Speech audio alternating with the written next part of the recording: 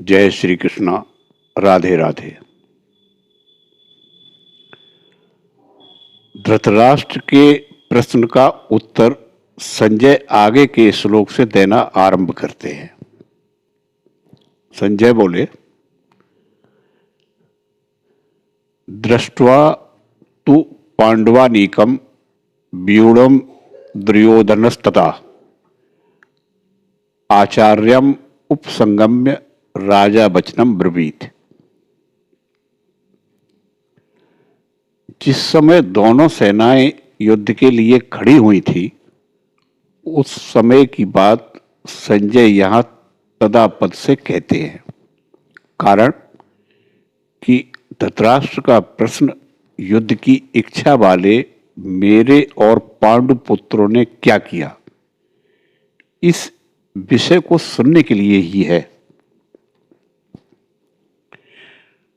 पांडवों की वज्रव्यूह से खड़ी सेना को देखने का तात्पर्य है कि पांडवों की सेना बड़ी ही सुचारू रूप से और एक ही भाव से खड़ी थी। अर्थात उनके सैनिकों में दो भाव नहीं थे, मतभेद नहीं था। उनके पक्ष में धर्म और भगवान श्री कृष्ण थे। जिसके पक्ष में धर्म और भगवान होते हैं, उसका दूसरों पर बड़ा असर पड़ता है।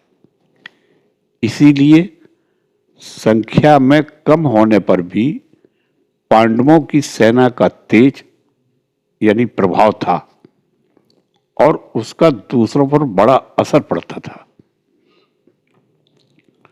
अतः पांडव सेना का दुर्योधन पर भी असर पड़ा, जिससे वह द्रोणाचार्य के पास जाकर नीति युक्त गंभीर वचन बोलता है। दुर्योधन को राजा कहने का तात्पर्य है कि धृतराष्ट्र का सबसे अधिक अपनापन दुर्योधन में ही था। परंपरा की दृष्टि से भी युवराज दुर्योधन ही था। राज्य के सब कार्यों की देखभाल दुर्योधन ही करता था। धृतराष्ट्र तो नाम मात्र के राजा थे। युद्ध होने में भी मुख्य हेतु दुर्योधन ही था। इन सभी कारणों से संजय ने दुर्योधन के लिए राजा शब्द का प्रयोग किया है। आचार्यम उपसंगम्य द्रोणाचार्य के पास जाने के मुख्य तीन कारण मालूम देते हैं। पहला है अपना स्वार्थ सिद्ध करने के लिए, अर्थात द्रोणाचार्य के भीतर पांडवों के प्रति द्वेष पैदा करके उनको अपने पक्ष में विशेषता से करने के लिए दुर्योधन द्रोणाचार्य के पास गया। दूसरा, व्यवहार में गुरु के नाते आदर देने के लिए भी द्रोणाचार्य के पास जाना उचित था। तीसरा, मुख्य व्यक्ति का सेना में यथास्थान खड़े रहना बहुत आवश्यक होता है, अन्यथा व्यवस्था बिगड़ जाती है। इसलिए दुर्योधन का द्रोणाचार्य के पास खुद जाना उचित ही था। यहां शंका हो सकती है कि दुर्योधन को तो पितामह भीष्म के पास जाना चाहिए था, जो कि सेनापति थे, पर दुर्योधन गुरु द्रोणाचार्य के पास ही क्यों गया? इसका समाधान यह है कि द्रोण और भीष्म दोनों उभय पक्षपाती थे। अर्थात वे कौरव और पांडव दोनों का ही पक्ष रखते थे। उन दोनों में भी द्रोणाचार्य को ज्यादा राजी करना था, क्योंकि द्रोणाचार्य के साथ दुर्योधन का गुरु के नाते तो स्नेह था, पर कुटुंब के नाते स्नेह नहीं था। और अर्जुन पर द्रोणाचार्य की विशेष कृपा थी। अतः उनको राजी करने के लिए दुर्योधन का उनके पास जाना ही उचित था। व्यवहार में भी देखा जाता है कि जो जिसके साथ नहीं है, उससे अपना स्वार्थ सिद्ध करने के लिए उसको ज्यादा आदर देकर राजी करता है। दुर्योधन के मन में यह विश्वास था कि भीष्म तो हमारे दादाजी ही हैं, अतः उनके पास न जाऊं तो भी कोई बात नहीं है। न जाने से अगर वे नाराज भी हो जाएं तो मैं किसी तरह से उनको राजी कर लूंगा। कारण पितामह भीष्म के साथ दुर्योधन का कौटुंबिक संबंध इसलिए था ही, भीष्म का भी उसके साथ कौटुंबिक सम इसलिए था। इसलिए भीष्म जी ने दुर्योधन को राजी करने के लिए जोर से शंख बजाया। अब द्रोणाचार्य के पास जाकर दुर्योधन क्या वचन बोला, इसके आगे के श्लोक में बताते हैं। पश्येताम पांडुपुत्राणामाचार्य महतीम चमूम व्यूढ़ाम द्रुपद पुत्रेण तप शिष्येण धीमता।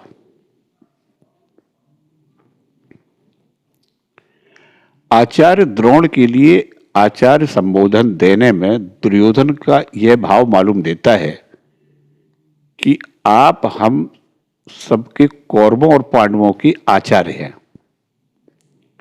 शस्त्र विद्या सिखाने वाले होने से आप सबके गुरु हैं। इसलिए आपके मन में किसी का पक्ष या आग्रह नहीं होना चाहिए।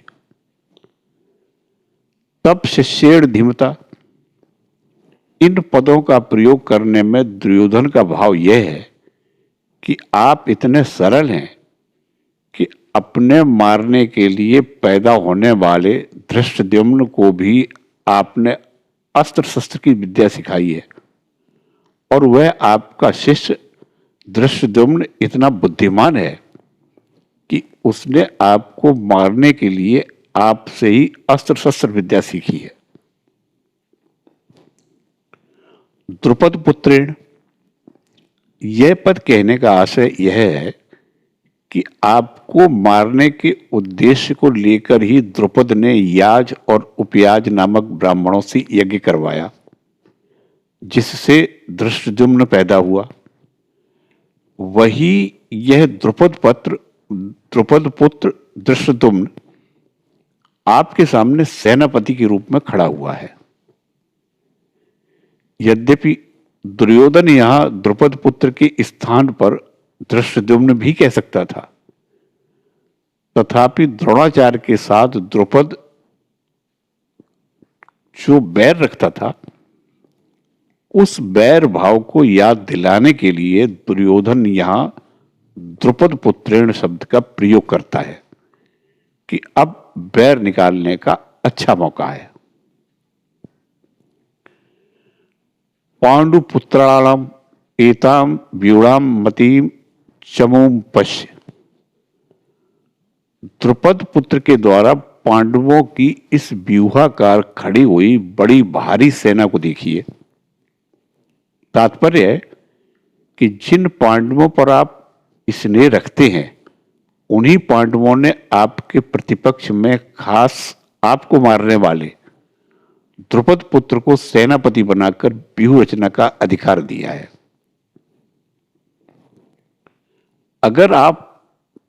अगर पांडव आपसे स्नेह रखते तो कम से कम आपको मारने वाले को तो अपनी सेना का मुख्य सेनापति न बनाते, इतना अधिकार तो न देते। परंतु सब कुछ जानते हुए भी उन्होंने उसी को सेनापति बनाया। यद्यपि कौरवों की अपेक्षा पांडवों की सेना संख्या में कम थी, अर्थात कौरवों की सेना 11 अक्षौहिणी और पांडवों की सेना 7 अक्षौहिणी थी। तथापि दुर्योधन पांडवों की सेना को बड़ी भारी बता रहा है। पांडवों की सेना को बड़ी भारी कहने में दो भाव मालूम देते हैं। पहला, पांडवों की सेना ऐसे ढंग से व्यूहाकार खड़ी हुई थी जिससे दुर्योधन को थोड़ी सेना भी बहुत दीख पड़ रही थी। दूसरा, पांडव सेना में सबके सब योद्धा एक मत के थे। इस एकता के कारण पांडवों की थोड़ी सेना भी बल में, उत्साह में बड़ी मालूम दे रही थी। ऐसी सेना को दिखाकर दुर्योधन द्रोणाचार्य से यह कहना चाहता है कि युद्ध करते समय आप इस सेना को सामान्य और छोटी न समझें। आप विशेष बल लगाकर सावधानी से युद्ध करें। पांडवों का सेनापति है तो आपका शिष्य द्रौपद पुत्री, अतः उस पर विजय करना आपके लिए कौन सी बड़ी बात है। एताम पश्य कहने का तात्पर्य है कि यह पांडव सेना युद्ध के लिए तैयार होकर सामने खड़ी है, अतः हम लोग इस सेना पर किस तरह से विजय कर सकते हैं, इस विषय में आपको जल्दी से जल्दी निर्णय लेना चाहिए। जय श्री कृष्णा। राधे राधे।